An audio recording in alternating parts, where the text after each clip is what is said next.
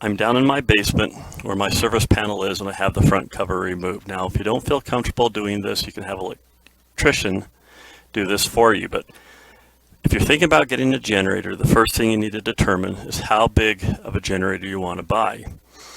And there's two choices. You can have a stationary generator or you can have a mobile generator. Now, what I chose is to have a mobile generator.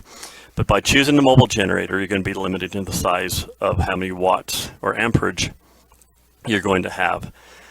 Because while you could get a very large mobile generator, that's going to be like a trailer, but that's going to be kind of hard to kind of haul around. But anyway,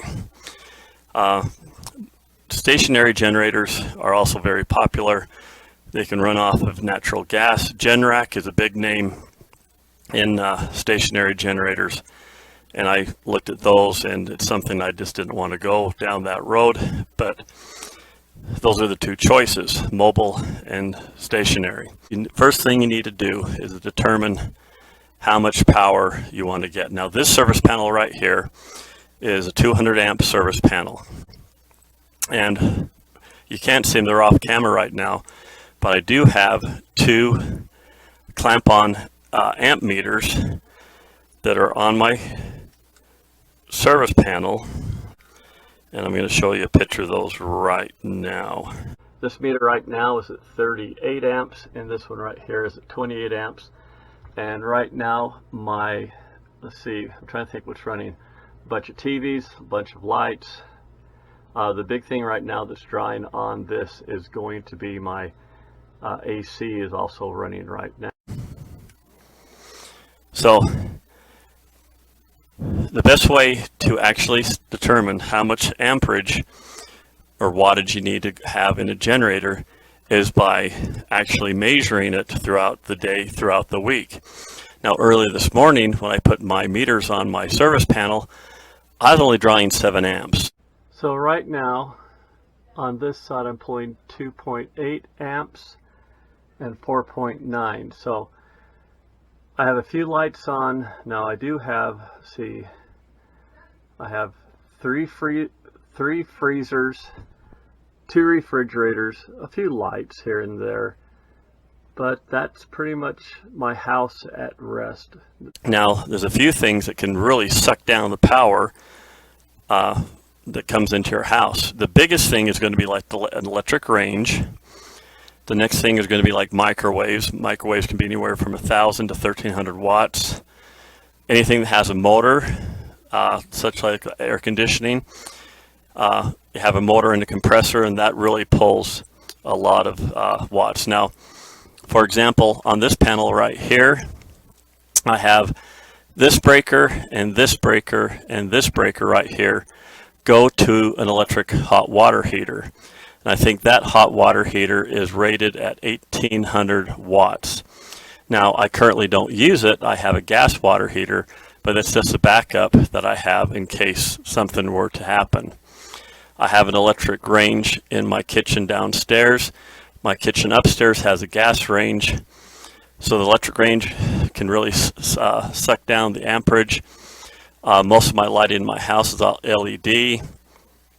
And so you kind of just have to take measurements throughout the day, throughout the week, to see how many amps you draw, and then you can determine the wattage. And to get wattage, you take voltage, which in this case is 110, 120 times amps equals wattage, and that will give you an idea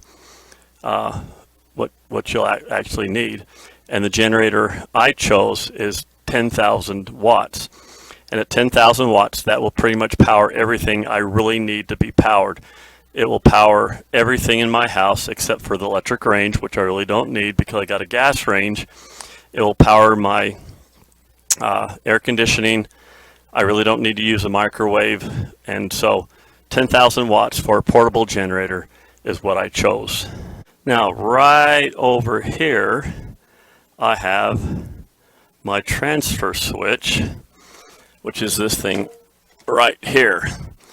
Now, basically, I have there's three parts of my transfer switch. So this part down here is to my generator. This part way up here is to my utility, and this middle part right here goes to my service panel. So right now I have the power coming into my utility, going to my service panel. Now if I were to pull down this switch right here, this lever right here, the blade connectors would then fall down to here and would pull away from the utility supply and come down to my generator and connect there. And so that takes just a fraction of a second to connect to my generator. Of course, first of all, I have to know that the power is off, so then I have to go outside, and my generator has electric start, which is one thing I really like. Then I have to come in here and pull the handle and to connect everything up. Now, one thing I also did, going back to my service panel, you'll see a bunch of little white dots on all my breakers. And so if I do lose power, before I transfer over to my generator, any breaker that has a white dot, I will automatically turn off, because if everything is on in my house, that will exceed the 10,000 watts that's coming out of my generator. So prior to engaging to my generator, I'll turn this off, off, off, off, off, off, off, off, and everything else will remain on. And with everything else on, my 10,000 watt generator can power everything in my house. So that's just a safety precaution so that no one will accidentally overtask my generator and blow or trip the main breaker that's on my generator. Now going back to my transfer switch, this is a manual transfer switch. They do have automatic switches, and those are usually used in conjunction with automatic startups on the generators. I picked this up at a surplus sale. I can't remember where, but it only cost me $50. Transfer switches can be quite expensive, and so when you're measuring yourself out for a whole house generator, usually the transfer switch is going to be part of that package deal. And I think when I was talking with the people at Generac, they sent someone out, a local electrician, to measure everything else, and I think they quoted me about $22,000 to have a Generac generator installed for a whole house system, and that was a little bit more than I wanted to spend. So anyway, bringing this down, we'll go over to my generator, putting it back up, we'll go to my utility, and I do have a little buzzer that's installed with this, so that if I do lose power and I switch down to my generator, I can just flip this little switch I have up here.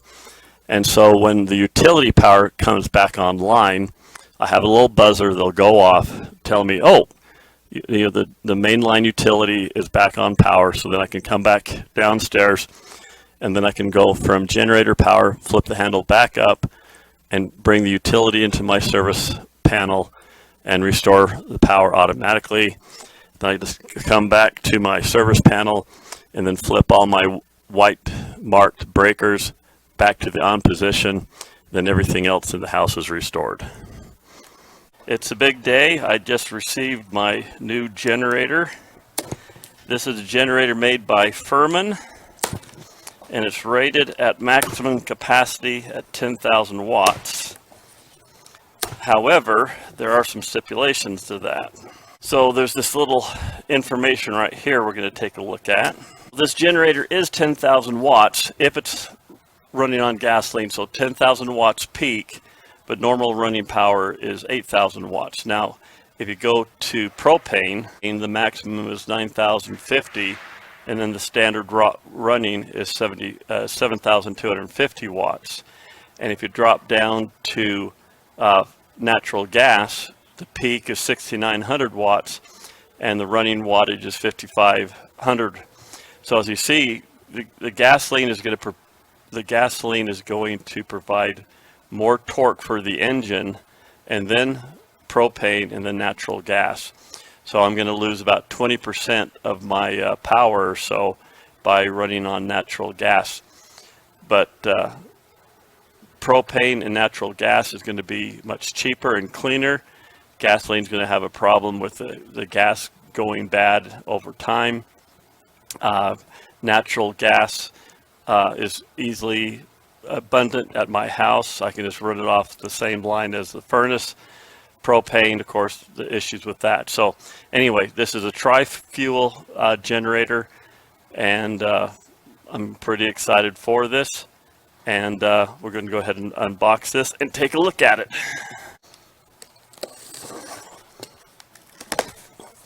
This came in over the road, and I had it delivered to work where I have a crane and loading dock and all sorts of things, forklifts, rather than try to do this at my house.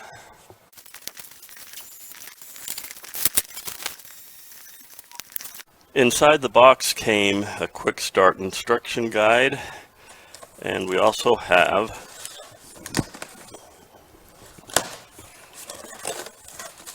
all the oddball parts. So we have the hose that goes to the propane and for the natural gas.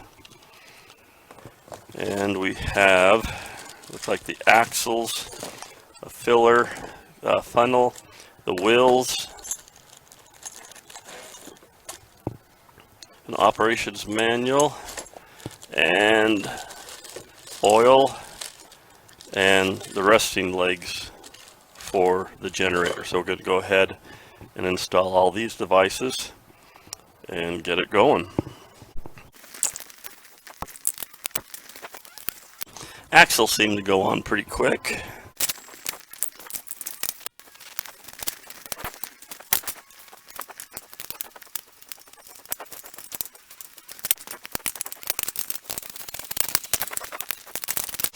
That was simple enough. Next step, we got to connect the battery.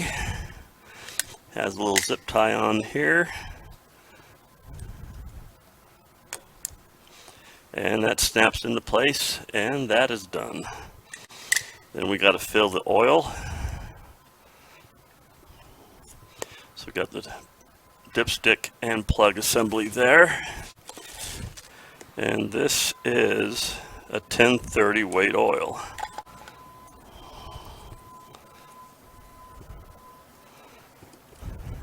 And according to the dipstick, looks like it's going to go to the bottom of the threads. We can put a rag underneath there just to capture any little drips. It looks like it's going to take the entire quart of oil here. So the oil is at the base of the threads. One thing I've noticed is these threads, the plug has a tendency to catch pretty easy. It doesn't thread in really easy. It's almost like it keeps on catching and wants to get cross-threaded.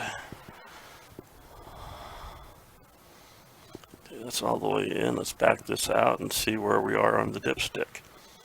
So we're about 3/4 of the way up, almost to the H, and that's using the entire quart of oil. So I think we're good.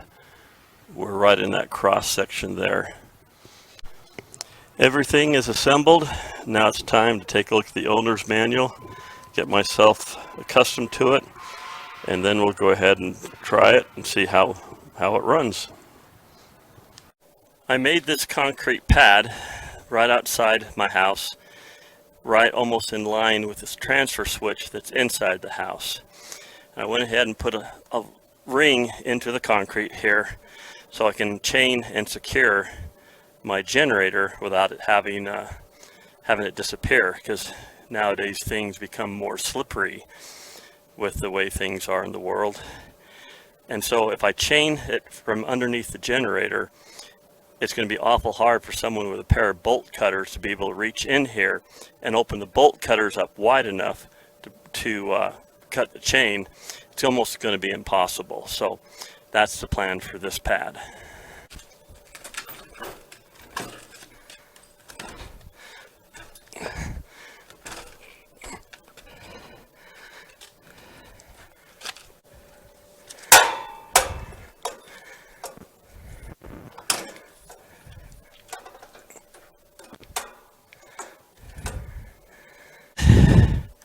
with it in that position, I should be able to get to all of my controls right here.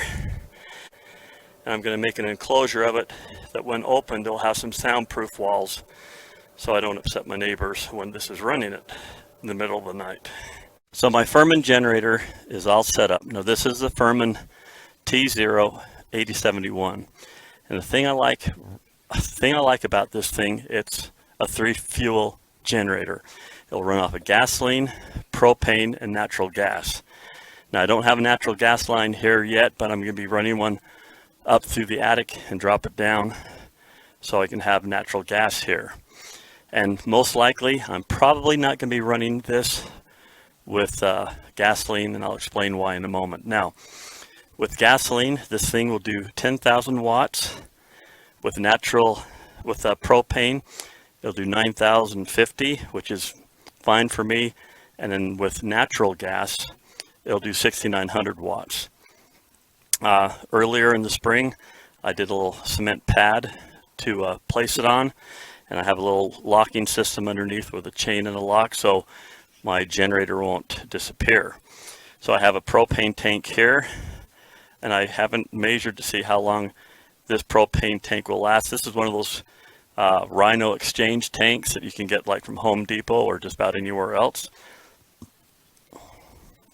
And to start this up, it's pretty simple. We're just going to turn on the valve here. We need to get the selector valve to turn the propane, and we're just going to go ahead and start that up, and everything's ready to go. We just have to set the circuit breaker on right there, and now my disconnect will be fed when I go ahead and throw the transfer switch.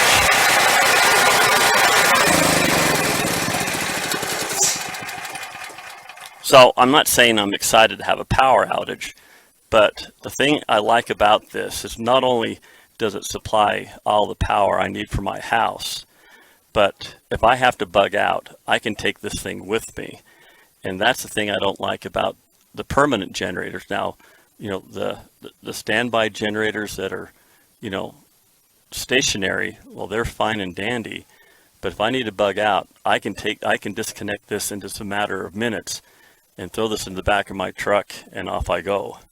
Now, the thing about gasoline is I have another generator right over here, and it's a Honda. It's a 5,000 watt, and I used to use that quite a bit, but I used to put gasoline into it, but I wouldn't use the gasoline all the time, and the gasoline would get old and stale.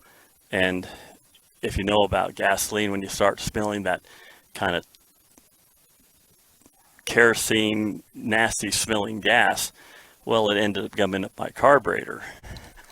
This is what I used to have, this Honda generator right here, and it served its purpose for quite some time, but because I never used all the gasoline in it, and the gasoline went stale and bad, it kind of messed up my carburetor. And so that's why I'm thinking about, with this new generator I have, I'm just going to run it off of propane and natural gas, and I won't have to worry about it. The other thing I like about this Firman is many of the components in this are made in America. Now, it does have a battery here for the automatic start, and I will be buying myself a battery maintainer onto this in the winter time, and I'll probably get some heat wrap tape to wrap around this battery to keep it nice and warm and cozy, so that if I do need to use this in the winter time, I will have a reliable battery to go ahead and start this unit. So anyway, I'm extremely happy with this unit. I hope that this was meaningful to you, that maybe you learned something. I've had a couple generators in the past, and by far, this has been my favorite one so far. Well, anyway, I'd like to thank you for your time. Please subscribe, and I'll send you another video soon.